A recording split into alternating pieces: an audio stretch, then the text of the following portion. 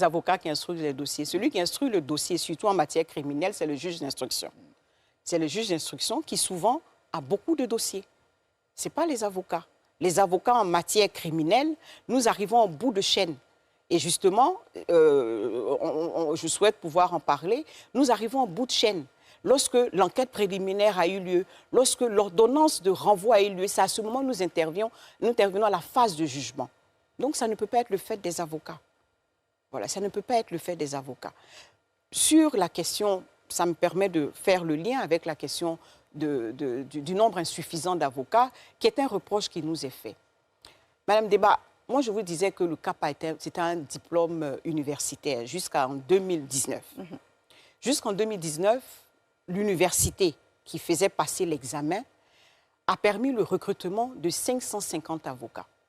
Si vous faites la moyenne en 65 ans du barreau, en 2019, ça fait en 60 ans, 59 ans du barreau, vous verrez qu'en 59 ans, l'université a permis de recruter 550 avocats.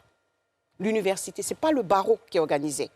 Donc, nous-mêmes, nos maîtres, nos professeurs qui faisaient passer l'examen ont estimé que chaque année, c'est 5, 10, 15. Il y a eu des promotions où on n'a eu que 5 avocats qui ont été admis sur 200 ou 300 qui passaient le CAPA. Donc, lorsque ceux-là même, nos maîtres qui sont chargés d'évaluer, estiment qu'il y a 10 ou 15 qui sont capables d'être avocats, la question ne doit pas être posée au barreau. La question doit être posée sur les curricula de formation, sur les cursus de formation, et de savoir pourquoi, lorsque nous passons le CAPA, l'université même estimait qu'à peine 15. Je vous dis que la plus grande promotion de tous les temps au barreau de Côte d'Ivoire, on les appelle les 40, il y a eu 40 avocats qui ont eu le CAPA. Sinon, les promotions, c'est en moyenne 5, 10, 15, 20 au maximum. Voilà. Donc, ce déficit-là s'est creusé au fil du temps. Au fil du temps, en 2019, lorsque l'examen devenait... jusqu'en 2019, on avait recruté à peine 550 avocats. Lorsque nous avons repris le CAPA, à partir de 2023, le bâtonnier précédent, nous avons recruté 22 avocats. La promotion, quand j'ai organisé le CAPA en 2024, nous en avons recruté 31. On lance encore l'examen le 29 septembre. J'espère en avoir plus. Notre souhait, c'est d'avoir beaucoup d'avocats. Mais on ne transigera pas sur la qualité. Okay. Ça, il faut que tout le monde soit conscient de cela. On ne peut pas transiger sur la qualité. Le jour où on me dira qu'on peut prendre un médecin parce qu'il a fini, il a le niveau 3e et que la Côte d'Ivoire a besoin de médecins et que même s'il est approximativement formé, il faut qu'on ait des médecins, donc il faut embaucher à tour de bras des médecins, nous embaucherons à tour de bras des avocats. Mais l'avocat qui est chargé, comme je vous l'ai dit, vigie du droit, défense de la liberté fondamentale, défense du patrimoine, défense de l'honneur et de la vie d'un individu, on ne peut pas le prendre au rabais. On est intransigeant sur cela, sur la qualité de ceux qui passent l'examen. Et nous ne prendrons que des étudiants qui sont bien formés et nous nous réjouirons de les recevoir. Très bien. Juste pour finir, le CAPA que nous avons terminé, le major de la promotion a 22 ans. Il a 22 ans. Et je l'ai même félicité publiquement, M. Gondo Mardoché, il a 22 ans. Et s'il passe le CAPA maintenant, alors qu'il a fait 5 ans d'études, imaginez l'âge auquel il a eu son bac, il a fini, il s'est mis au travail. Il s'est mis au travail. Ce jeune homme est brillant. Et il y a beaucoup de jeunes qui sont brillants comme ça, que nous voulons recevoir dans la profession. Donc nous leur demandons, mettez-vous au travail. Quittez les réseaux sociaux à attaquer le barreau, attaquer le bâtonnier. Ce temps que vous prenez pour nous attaquer, prenez-le pour travailler et le barreau vous ouvrira ses portes. Très bien noté, Maître Louan-Messon, même si je ne suis pas celle à qui ce message est adressé. J'aimerais vous permettre de vous prononcer sur une pratique, installation illégale de certains cabinets étrangers. Je reprends certains de vos propos d'une conférence de presse sous l'appellation de conseil juridique. Donc, il y a eu une conférence de presse en juin 2025 et vous avez qualifié de pratique dangereuse. Est-ce que vous pouvez nous expliquer et nous dire surtout en termes d'action, qu'est-ce qui est en train d'être fait ou est fait pour corriger cela? J'ai même parlé de braconnage. J'ai utilisé des mots forts. Je n'ai pas voulu... Oui, j'assume la paternité de ce mot. J'ai même parlé de braconnage. Parce que la profession d'avocat est une profession réglementée. Moi, j'ai suivi, lorsqu'en 2015, le ministre de la Santé est passé au Parlement pour mettre en loi la directive de l'UEMOA qui date de 2008, qui demandait aux États de faire en sorte que les pharmaciens dans l'espace UEMOA puissent s'installer librement. Nous, dans l'espace UEMOA, notre directive date de 2008, mais depuis 2016 déjà, il y a la libre installation, la libre circulation et la libre installation des avocats de l'espace UEMOA. Donc, un avocat sénégalais peut s'installer en Côte d'Ivoire. Nous avons des avocats sénégalais qui sont installés au barreau de Côte d'Ivoire et on cohabite, ils vivent, ils sont au sein du barreau, ils produisent, ils sont au sein de notre barreau et on les a acceptés. Parce que le dernier des griefs qu'on peut faire à un Ivoirien, c'est d'être xénophobe. Nous sommes un peuple ouvert et hospitalier. Donc, ce règlement-là existe.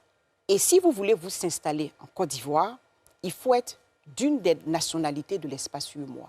Sénégalais, Maliens, Togolais, vous pouvez venir vous installer, soit à titre principal, soit ouvrir un bureau secondaire. Et chaque fois, le barreau reçoit des demandes d'installation ou des demandes d'ouverture de bureaux secondaires auxquelles nous répondons. Et il y a des avocats étrangers de l'espace UEMOA qui ont bénéficié de cette disposition légale. Le problème actuel, quel est-il? On a des avocats qui ne sont pas de la nationalité de l'espace UEMOA, qui veulent venir s'installer en Côte d'Ivoire parce que, disent-ils, le marché est ouvert, il y a du business en Côte d'Ivoire, est florissant, il faut qu'ils viennent s'installer. Et quelquefois, même, il y en a qui ajoutent à cela l'injure en disant que les avocats ivoiriens ne sont pas compétents sur certains segments du marché. Il faut qu'ils viennent mettre à la disposition des populations leurs compétences. Mais nous devons respecter la loi. Si vous n'êtes pas ressortissant d'un des barreaux de l'espace UEMOA, vous ne pouvez pas venir vous installer en Côte d'Ivoire.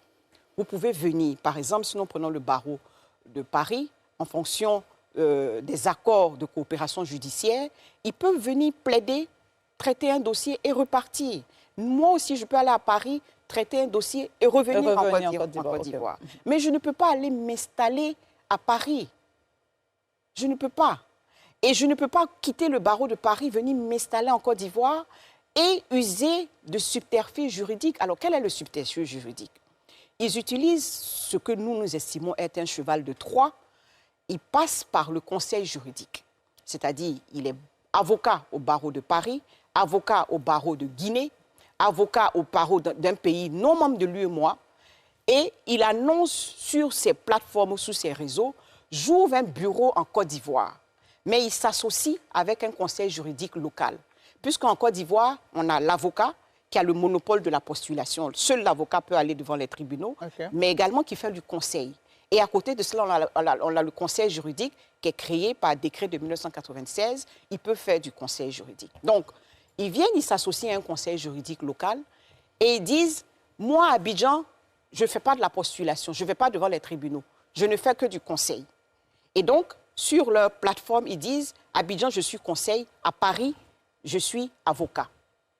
Est-ce que cela est possible? Est-ce que cela est normal? Est-ce que cela est normal? Que vous usiez de subterfuge, c'est même contraire à notre déontologie. C'est de la ruse. Vous ne pouvez pas venir dire, je suis conseil, alors que sur votre plateforme, sur votre site Internet où vous êtes avocat, vous dites, je suis avocat au barreau de Paris et conseil juridique. La solution, nous avons mis en place une commission défense du périmètre. Nous sommes en train de rédiger un livre blanc que nous allons adresser au ministère de la Justice parce que ceux-là, lorsqu'il est admis et acquis qu'ils sont avocats ailleurs, ils ne peuvent pas être conseil juridique en Côte d'Ivoire. Et nous avons besoin du soutien du ministère de la Justice puisque c'est lui qui délivre les arrêtés.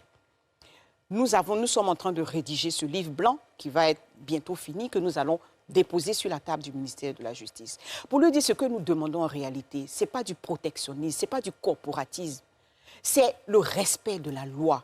Et c'est éviter de faire du détournement de procédures et puis créer de la confusion auprès du justiciable. Le justiciable, le client, le citoyen qui va dans ce cabinet, croyant avoir affaire à un cabinet d'avocat, mais en réalité, c'est un cabinet de conseil juridique. Et on joue sur ces deux tableaux. Donc, nous allons déposer ce livre blanc au ministère de la Justice. Nous avons saisi les bâtonniers d'origine de ses confrères.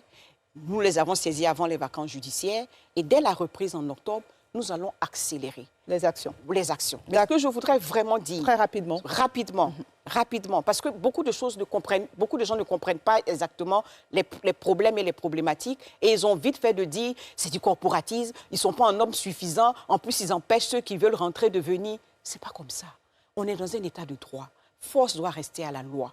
Et il faut mettre fin à tous les braconniers et à tous les resquilleurs. D'accord. Et quel est votre mot de fin ce soir pour cette émission? Qu'est-ce que vous voulez que les téléspectateurs, les Ivoiriens ou tous ceux qui vivent en Côte d'Ivoire retiennent de cet entretien? C'est déjà fini. C'est déjà fini.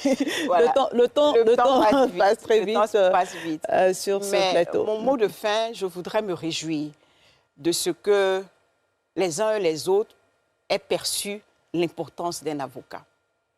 L'importance d'un avocat, c'est un beau métier. C'est un beau métier. Nous avons à charge la vie, l'honneur, le patrimoine des individus, des citoyens, des entreprises. Et ce métier, nous le menons avec passion.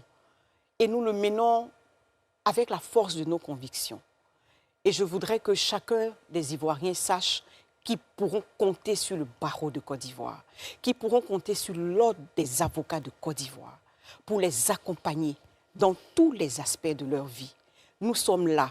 On ne s'est pas beaucoup fait entendre ces dernières années, mais nous sommes là. Et nous sommes à la place que nous n'aurons jamais dû perdre, c'est-à-dire au centre de la cité. Et vous allez nous entendre et vous devez continuer à compter sur les avocats de Côte d'Ivoire. OK. Continuez à compter sur les avocats de Côte d'Ivoire. Madame le bâtonnier, merci d'avoir répondu à notre invitation. C'est vrai que j'aurais préféré dire Madame la bâtonnière. En tout cas, je rêve de pouvoir le dire. Ça viendra avec la prochaine bâtonnière. C'est les élections déjà en 2026. Okay. J'espère que ça sera une dame et que vous aurez l'occasion de dire Madame la bâtonnière. Je l'espère aussi. Merci, Maître Florence Louan-Messon, d'avoir répondu à notre invitation. Et donc, c'est la fin de cet entretien de la rédaction de NCI. Merci de l'avoir suivi et très bonne suite au programme sur la nouvelle chaîne ivoirienne. Merci.